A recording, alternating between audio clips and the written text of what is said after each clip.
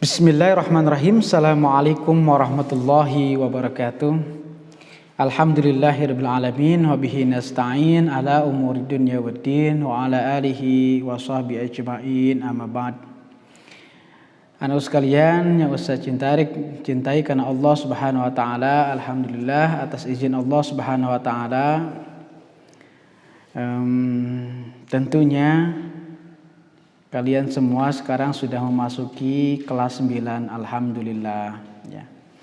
Namun di awal pembelajaran kali ini ya, sesuai apa yang diinstruksikan oleh pemerintah kita ya, pemerintah Indonesia, bahwa pembelajaran untuk 2 bulan ke depan kita masih berbentuk daring ya. Nah, alhamdulillah Ustadz mau perkenalkan dulu, mungkin sebagian teman-teman kalian ya, sebagai kalian juga udah pada mengenal Ustadz ya, sebelumnya pernah Ustadz mengajar di kelas 7 ya dulu.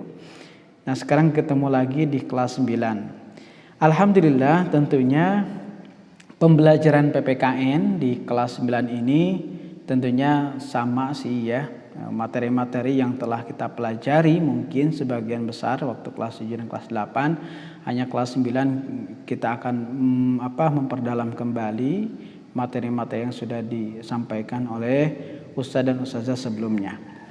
Baik, seperti biasa hari ini Ustadz akan menyampaikan materi tentang PPKN ya. PPKN itu adalah pendidikan Pancasila dan kewarganegaraan. Pendidikan Pancasila dan kewarganegaraan. Alhamdulillah ya. Tapi sebelumnya kita memulai pembelajaran, marilah kita berdoa terlebih dahulu kepada Allah Subhanahu wa taala. Mudah-mudahan di pagi hari ini ya kita diberikan kesehatan ya. Dan mudah-mudahan ilmu yang akan kita pelajari kali ini mudah-mudahan bermanfaat buat diri kalian, juga untuk kita bisa mengaplikasikan dalam kehidupan kita sehari-hari. Kita berdoa terlebih dahulu. Berdoa dimulai dengan pembacaan surat Al-Basmalah. Bismillahirrahmanirrahim. Baik, anakku sekalian yang saya cintai karena Allah Subhanahu wa taala ya. Insyaallah untuk pertama ini ya, untuk pembelajaran kelas 9 PPKN ini ya, modelnya masih daring ya. Insyaallah untuk beberapa pertemuan ke depan ya, 1 atau 2, 3 sampai 4 pertemuan ke depan kita masih berbentuk daring ya. Nah, kita akan langsung ambil pilih materi yang yang belum dipelajari di kelas 7 dan kelas 8. Kita langsung materi masuk ke bab 3, yaitu tentang kedaulatan negara kesatuan Republik Indonesia. Kedaulatan negara Republik Kesatuan Republik Indonesia. Ya.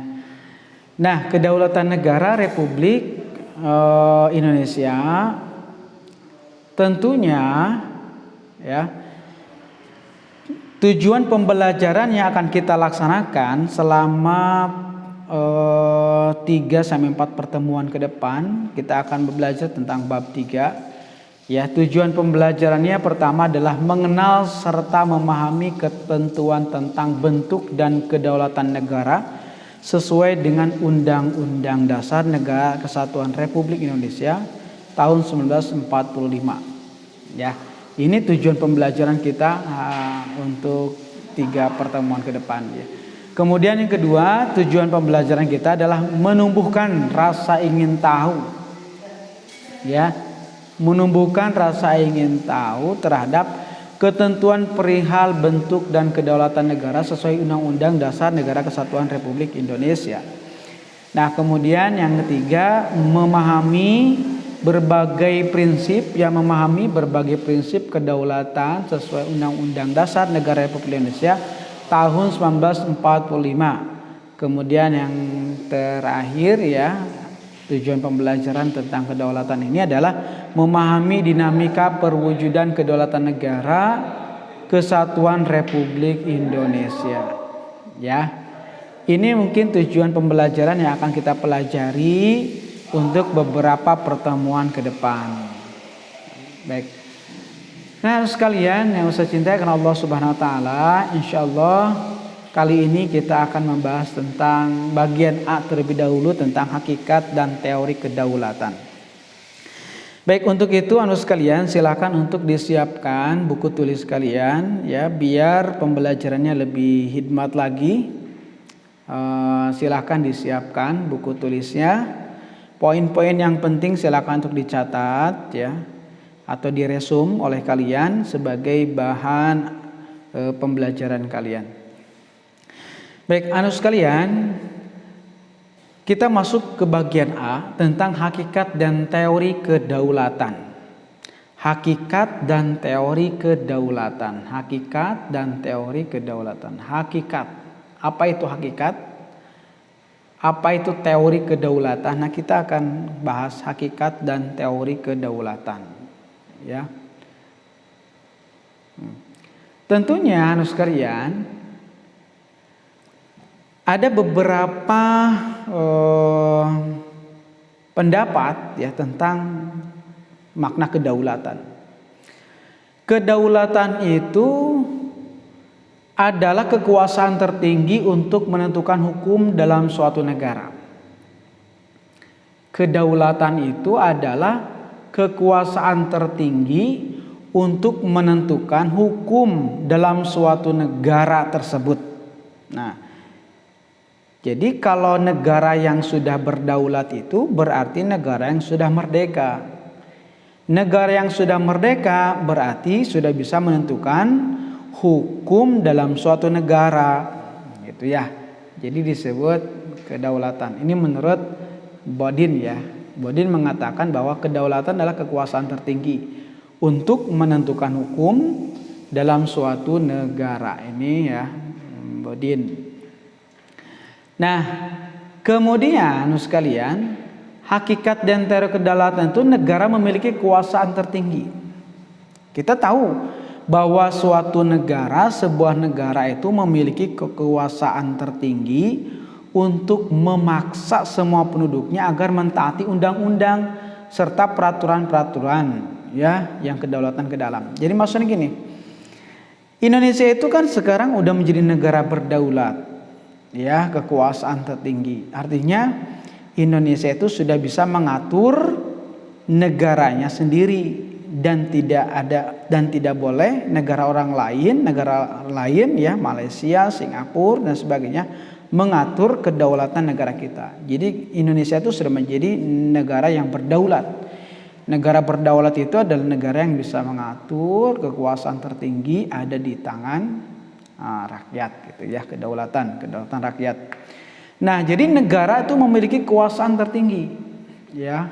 Negara itu memiliki kekuasaan tertinggi untuk memaksa semua penduduknya agar mentaati undang-undang. Nah, tahu kan undang-undang? Atau contoh kecilnya lah, misalkan orang mencuri. Nah, apakah pencuri itu akan dibiarkan saja? Tidak. Kalau orang mencuri, tentunya dia akan mendapatkan aturan-aturan ya. Aturan-aturan yang mencuri itu pasti ditangkap, kemudian diadili, dihukum. Itu adalah bahwa Indonesia sudah mempunyai kedaulatan ke dalam bentuknya. Gitu ya.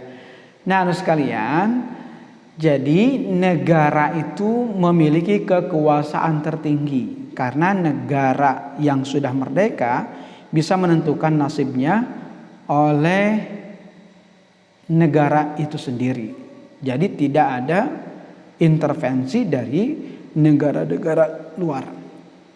Nah, kemudian adapun kedaulatan ke dalam Indonesia yang termuat dalam Undang-Undang Dasar 1945 antara lain, pertama, melindungi segenap bangsa Indonesia ya dan seluruh tumpah darah Indonesia, memajukan kesejahteraan umum, mencerdaskan kehidupan bangsa.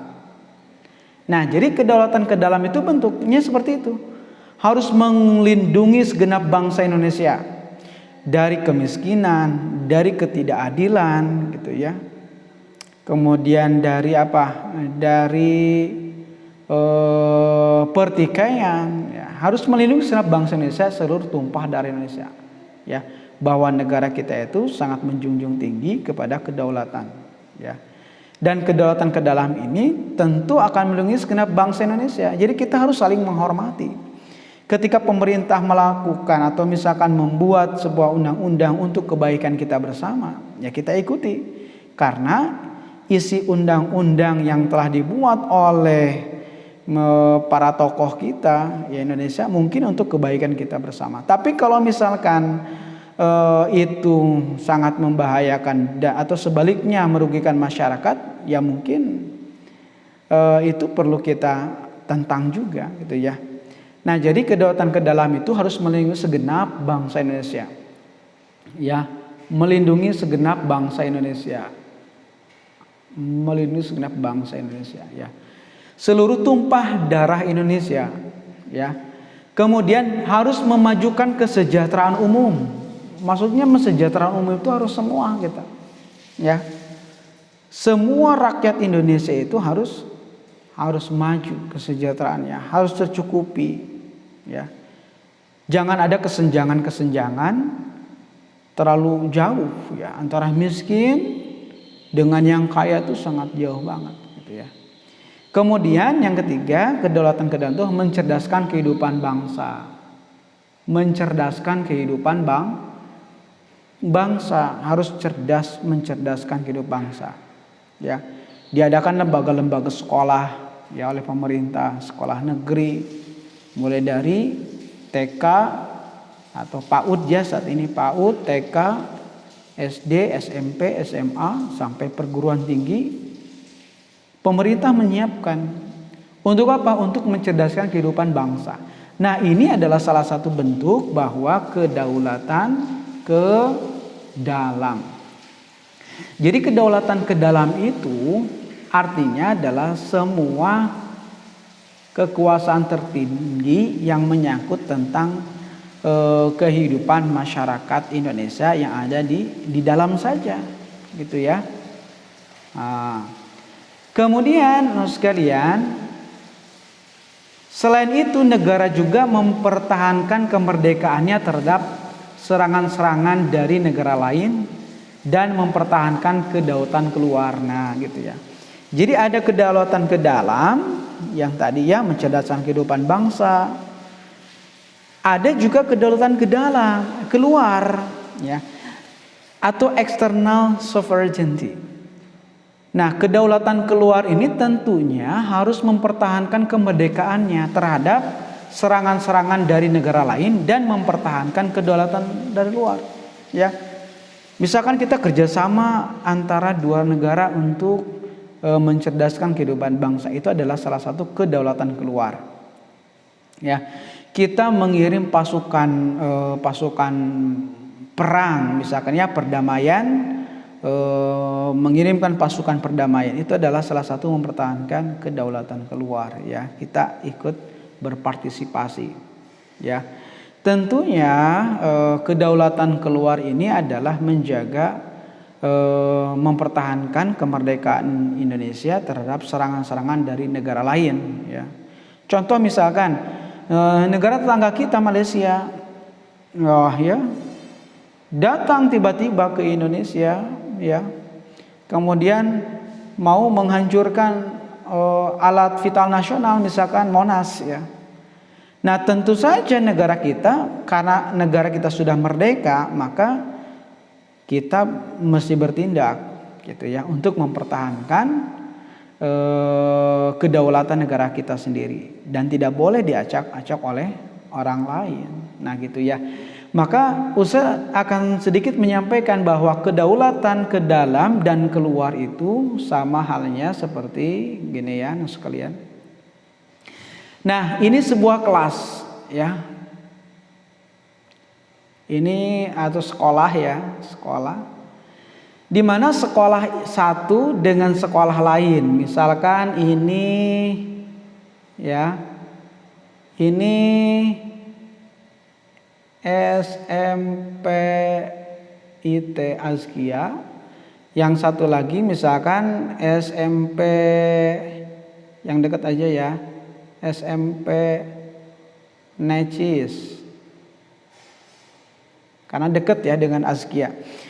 SMP IT Azkia dan SMP Negeri Cisaat, misalkan gitu ya. Ketika kita sebelum merdeka, itu siapa saja boleh untuk memasuki sekolah itu ya. Mau dari Necis masuk ke SMP, SMP masuk ke Necis, karena belum ada kedaulatan. Nah, setelah kedaulatan artinya kita sudah mempunyai izin sekolah masing-masing, maka berdirilah dua sekolah ini, SMP IT dan SMP Negeri Cisaat gitu ya. Yang mana dua-dua sekolah ini sudah mempunyai kedaulatan, kekuasaannya masing-masing ya. Nah, ketika kedaulatan keluar SMP IT ya, ke dalam dulu nih, kedaulatan ke dalam, berarti semua warga yang di SMP itu harus menjaga nama sekolah. Ya, harus belajar dengan bagus, belajar dengan baik gitu ya, berprestasi gitu ya. Kedaulatan ke dalam. Ya. Kemudian harus saling menyayangi ya. Mengikuti aturan-aturan sekolah yang telah dibuat, itu adalah kedaulatan ke dalam. Menjaga nama baik gitu ya, melaksanakan upacara bendera, itu adalah kedaulatan ke dalam. Walaupun SMP ITSK itu memang melaksanakan upacaranya adalah 1 kali dalam 2 pekan. Nah, itu adalah salah satu kedaulatan yang sudah diatur oleh sekolah, bahwa pelaksanaan upacara bendera itu hanya satu kali dalam 2 minggu gitu ya. Tidak jadi masalah, karena itu adalah salah satu kedaulatan, kekuasaan. Nah, sedangkan kedaulatan keluarnya gitu ya, ini ketika SMP IT itu mengadakan kerjasama ya, antara sekolah SMP IT dengan sekolah SMP Negeri Necis. Itu adalah salah satu kerjasama. Misalkan pertukaran pelajar SMP IT kelas 9A dengan SMP Necis 9B, pertukaran pelajar itu nggak jadi masalah. Itu disebut dengan kedaulatan keluar. Atau misalkan kepala sekolah mengikuti rapat ke dinas, itu daulatan luar. Atau misalkan peserta didik SMP IT Azkia mengikuti kegiatan olimpiade nasional. Itu adalah salah satu kedaulatan keluar SMP IT Azkia. Nah, sama skupnya, bahwa negara itu juga sama. Kalau kita mencakup negara, ini Indonesia ya, sama kayak tadi. Ini Indonesia. Ya, ini negara kita Indonesia. Ini misalkan Malaysia lah ya. Ini negara Malaysia. Ini INA ya, negara kita Indonesia. Nah, sama dalam sebuah negara juga sama. Indonesia ketika melakukan kedaulatan ke dalam, maka kita harus tunduk dan patuh kepada undang-undang yang telah dibuat oleh Republik kita Indonesia. Ya. Dan sebaliknya, ketika Indonesia itu melakukan kedaulatan ke dalam, maka ada kerjasama antar negara oleh menteri, misalnya Menteri Luar Negeri ya, mengadakan kerjasama pertukaran pelajar. Ya. Pelajar Indonesia bertukar pelajar dengan Malaysia gitu ya. Malaysia masuk, Indonesia keluar. Yaitu pertukaran pelajar, nggak apa-apa. Nah, jadi sekalian, ketika ada negara Malaysia mau masuk ke Indonesia dan menginjak-injak Indonesia, maka di situ tidak boleh, dan kita harus ingatkan gitu, tidak boleh merusak kedaulatan Indonesia ke dalam dan keluar. Nah, gitu ya. Nah, jadi kedaulatan keluar ini ya, kita pasti siapkan ya. Khawatir ada serangan-serangan dari negara lain dan mempertahankan kedaulatan keluar kita. Harus kerjasama ya. Tidak ada singgung menyinggung antar negara itu, biar negara kita tuh selalu amai ya. Kedaulatan keluarnya lebih enak gitu ya.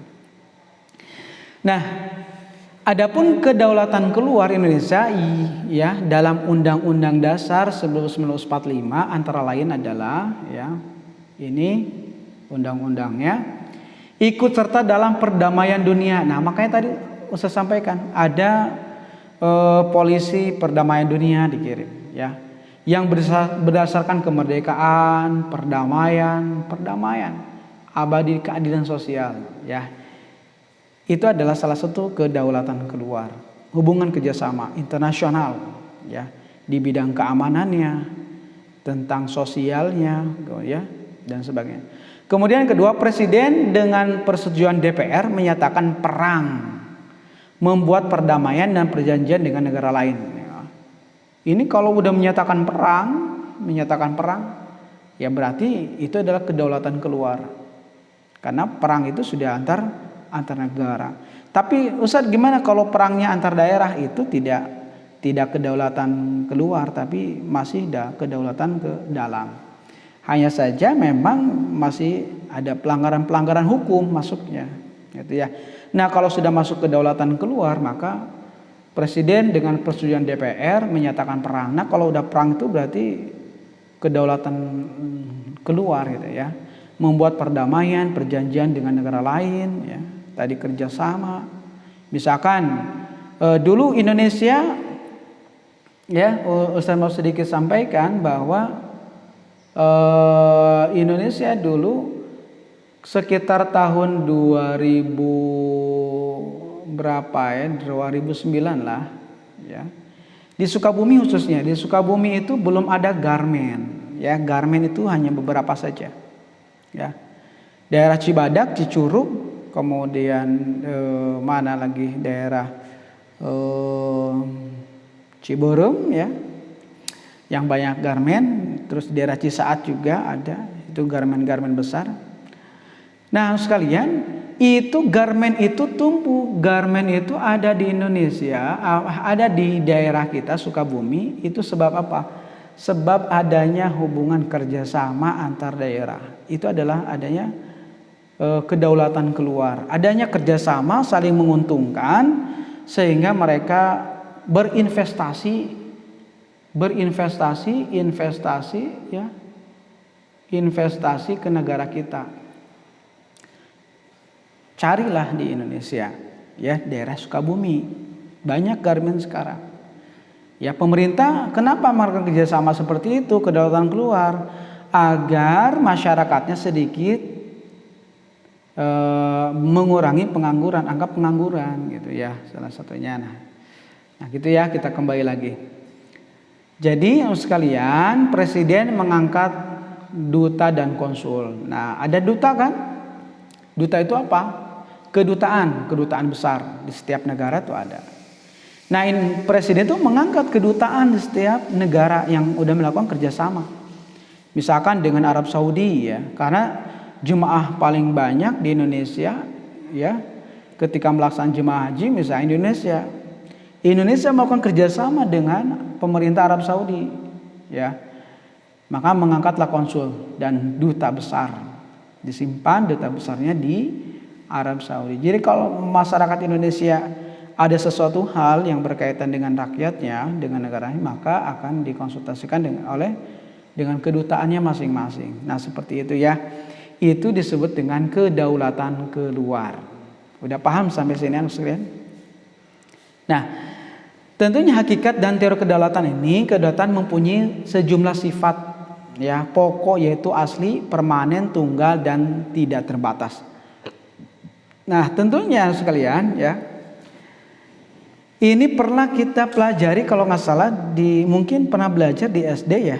Di SD kalian atau kelas 7 kelas 8 sebelum kurikulum 2013 ini pernah dipelajari, ya, kalau salah.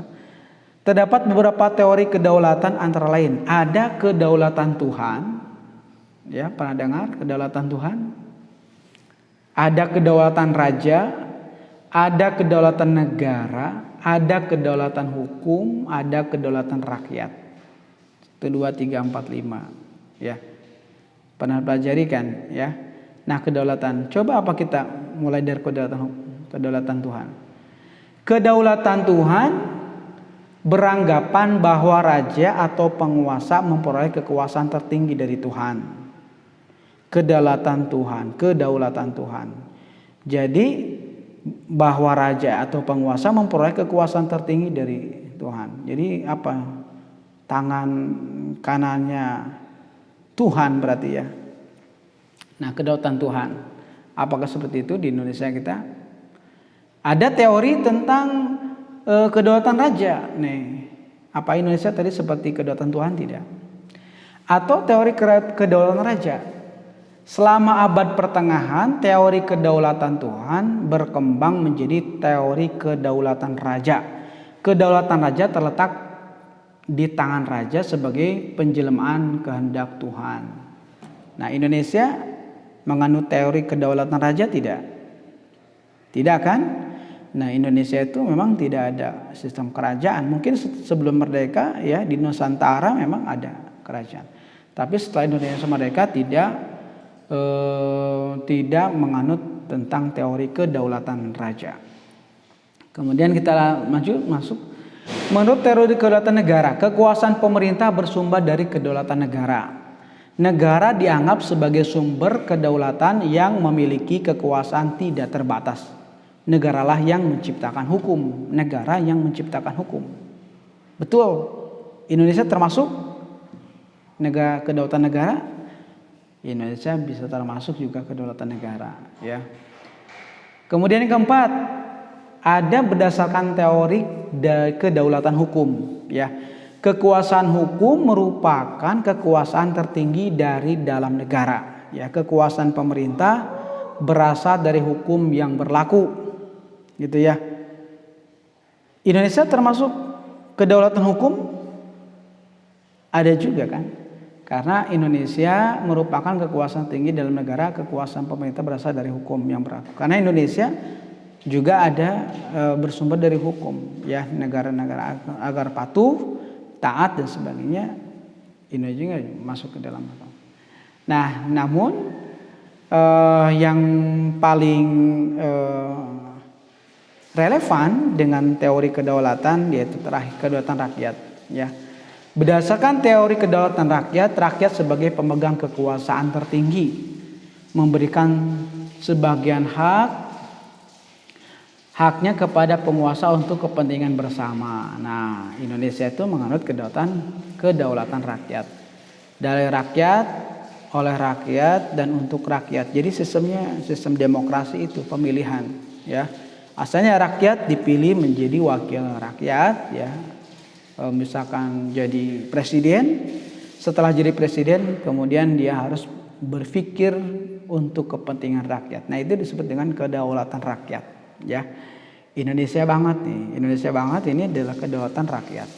Jadi kekuasaan tertinggi di negara kita itu adalah kedaulatan rakyat. Jadi rakyatlah kekuasaan tertinggi.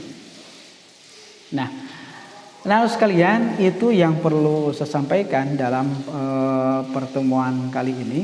Tentunya teori-teori yang sudah dijelaskan tadi tinggal kalian nanti dicari, ya, latihan menjawab soal, ya, apa makna kedaulatan tadi saya sampaikan. Bahkan sudah diilustrasikan dengan sekolah yang satu dengan sekolah yang lainnya. Kemudian berikan contoh kedaulatan Indonesia ke dalam dan keluar masing-masing suatu contoh, ya. Contoh kedaulatan Indonesia ke dalam bentuknya seperti apa, kemudian keluar juga seperti apa, bentuknya masing-masing satu contoh. Oke, itu saja mungkin untuk pertemuan pertama kali di grade 9 ini. Mudah-mudahan kalian sehat selalu, ya. Mudah-mudahan kalian sehat selalu. Mudah-mudahan dengan kalian juga dimudahkan untuk mengerjakan soal yang saya berikan pertama kali ini. Ya, silakan dijawab dengan maksimal, dengan baik, dengan pendapat kalian, dengan contoh-contoh yang kalian dapatkan, ya. Insya Allah Ustaz akan kirim nanti Google Form-nya, ya. Kalian bisa mengisi jawaban di sana dan Ustaz bisa periksa secara langsung. Oke, itu saja yang perlu saya sampaikan. Mudah-mudahan ini bermanfaat dan menjadi ilmu pengetahuan juga buat kalian. Kurang lebihnya mohon maaf. Wassalamualaikum warahmatullahi wabarakatuh.